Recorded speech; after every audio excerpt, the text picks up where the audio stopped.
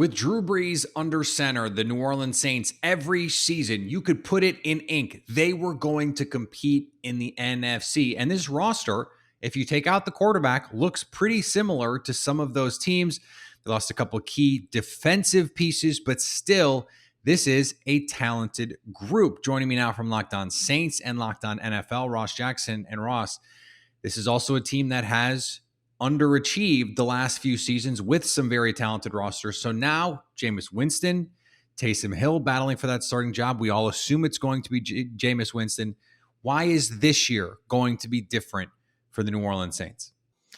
Yeah, I think it's a really good question. And for better or worse, it obviously all comes down to the quarterback position, right? What used to be an absolute reliable, you understood exactly what the routine was going to be every single season. You knew exactly how this was going to go down for 15 years. All of a sudden undergoes a massive change with this changing of the guard at the quarterback position and a new era for New Orleans Saints fans and the organization, going from Drew Brees to whether it be Jameis Winston or Taysom Hill. I'll let you know that for me, Jameis Winston is indeed in the lead in that conversation right now. 5 years of NFL experience versus 4 starts when it comes to Taysom Hill, who started last year as an emergency quarterback in 2020 when Drew Brees was injured. So I think that it's going to really come down to that quarterback position. This team can be different in terms of being more successful downfield, being more dynamic, being able to expand the field, and being able to rely on its playmakers and put their playmakers in positions that we haven't really seen them in since the 2016, 2017 season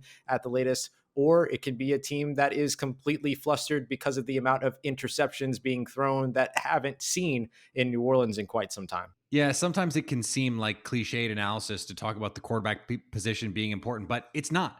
That position is really just that important. It's like superstars in the NBA. You go as far as your superstar will take you. In the NFL, you go as far as your quarterback will take you.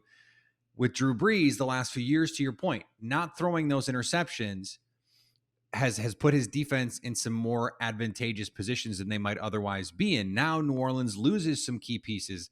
Sheldon Rankins, Janoris Jenkins, real meaningful contributors to this roster. So how does that factor in to what to expect from this team this year?